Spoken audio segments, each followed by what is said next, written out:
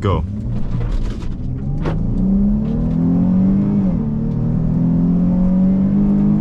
But the thing is, the V6 is still more than enough power to get you in trouble, but not enough to get you out of trouble, you know? One of my favorites, well, not really favorites, but one of the cars I can appreciate.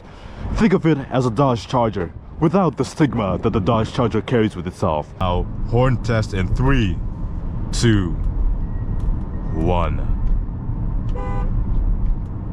Okay. Ladies and gentlemen, it's the end of an era. The Chrysler 300 has officially been discontinued. And this is my final goodbye and my final hoorah to such a beautiful car. One of my favorites, well, not really favorites, but one of the cars I can appreciate. Think of it as a Dodge Charger, without the stigma that the Dodge Charger carries with itself. And quick specs of this one: 3.6 liter V6, 292 horsepower and around the same amount of foot-pounds of torque. All-wheel drive specifically for this one, and this one has an 8-speed automatic transmission. Honestly, it's sad to see this go, but Chrysler and Dodge have kind of changed their tune a little bit, and this car is one of those ones that are just getting axed completely. And you know what, it's sad, it is what it is, but if you have yourself a Chrysler, maybe hang on to it. You could make a little bit of money. I'm not a car expert, but that's just my random take on it, you know? But this one is all-wheel drive, as I said before. Hopping inside, gigantic subwoofer all the way in the back, Alpine as well. Pulling this down, you can see your spare tire and your batteries all the way back here. Nice ducktail spoiler action going on back here. Like, it's sad to see this car go, but I guess the demographic in the market for this car has kind of not been the strongest out here. Very nice spoke wheels, actually, now that I look at them. You can see the salt coats. We're kind of like in the middle of winter in Canada, so you can see how well this car has been handling in the snow. It's been doing well.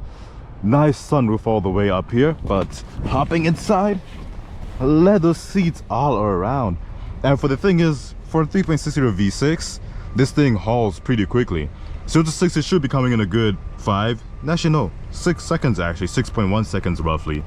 But overall, you can still see that they still have like elements of luxury, stitched leather as well. Like, for the price, this thing is a really, really good bargain, and it's actually pretty decent reliable. The Pentastar V6 has proven itself time and time again. So you're not exactly getting a car that's waiting to grenade itself, you know? And again, it's still American, so we're not gonna try and compare it to its German counterparts. You guys already know that. But we're gonna give it a little rev, you know? So put it in sport mode. That probably doesn't change much, but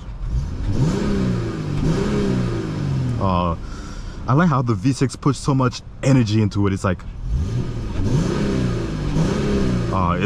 it's adorable how much energy the V6 tries. Another thing I've noticed is that the door goes by our way very, very far. It opens up pretty wide.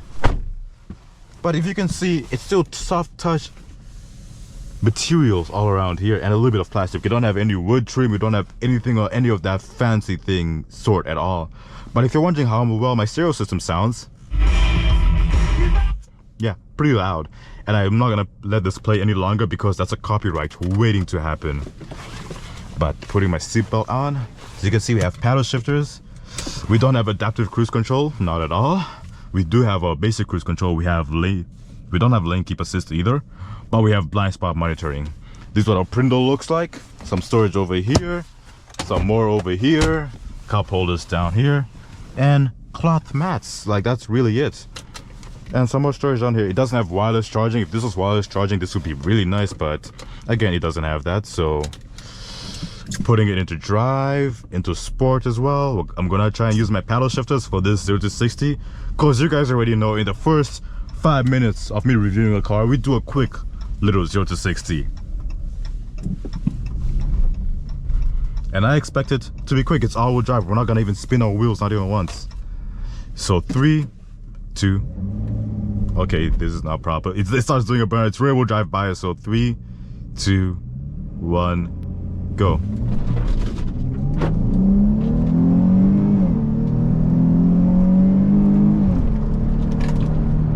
And basically 100. And the brakes, brake. Oh, that's great. Oh, those brakes are good. Now we're gonna go into our manual mode because it's a little bit more fun. The manual mode is engaging, and since I'm not getting a single manual car out here, this is as close as I can get to my manual mode. It's nice. Now listen to that crisp downshift.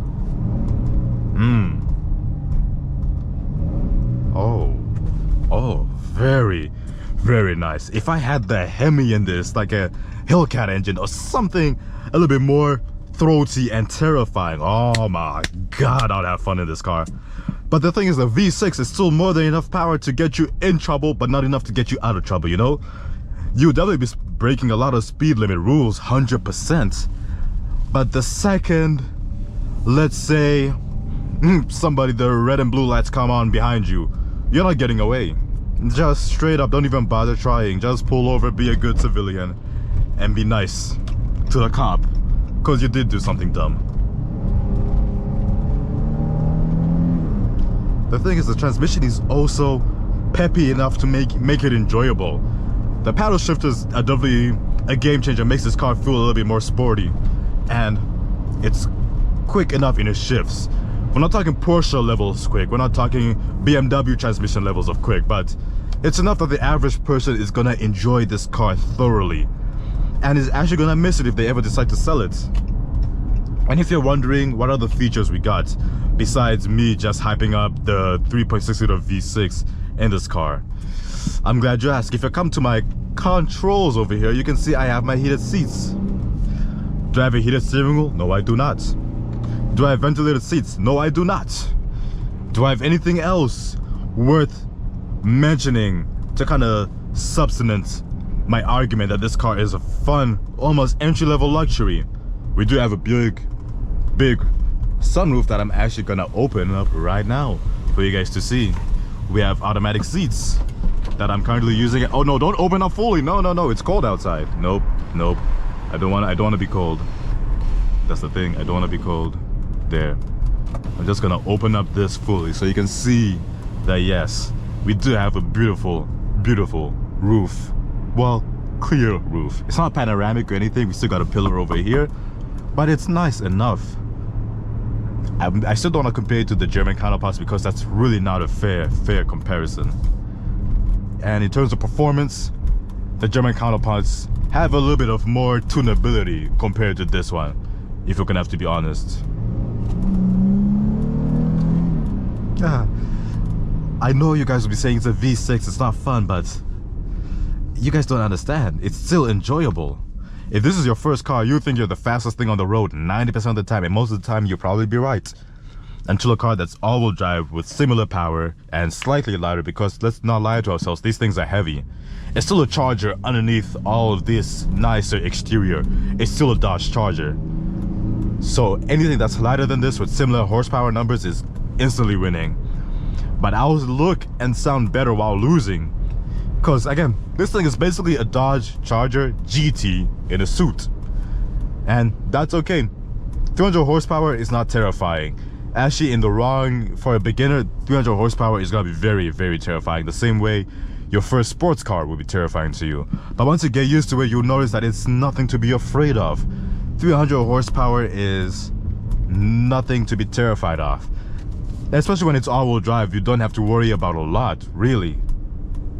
Part of me is tempted to do a horn test, but I don't want to freak anybody out who might still be on the road with me. So we're gonna do a quick little beep, you know, like a light tap. We're not gonna hold the horn, you know. So let me put some distance between me and this guy behind me. Switch lanes, excellent. Turn on my cruise control, press this button, put it on set. Now horn test in 3, 2, 1. Okay. It's it's not as, what's the word I'm looking for, intimidating as I thought it would be. It's just, hey brother, you're in my way, get out of my way. I don't like you cutting me off like that, man. It's like more of that cool, calm, collected. It's not you yelling at you, it's a cool, calm, collected, get out of my way kind of feel, you know. And since we're getting stuck in a lot of traffic, we're gonna look at our gas mileage, because I'm expecting it to be like 11. Oh, we're at 13. I mean, at just above half a tank, we also have 230 kilometers of range. And we're eating up a roughly 13.5 liters, 13.6 now actually, liters for every 100 kilometers, which isn't bad. Because idling in these cars is what kills it, and we don't have the feature where it shuts off half the engine to turn it into a 4-cylinder. So you kind of win some and you lose some, you know. But anyway, guys, this has been Morty in the in the Chrysler 300. Essentially, the years are not really that important because these cars are very, very similar. They really haven't changed much.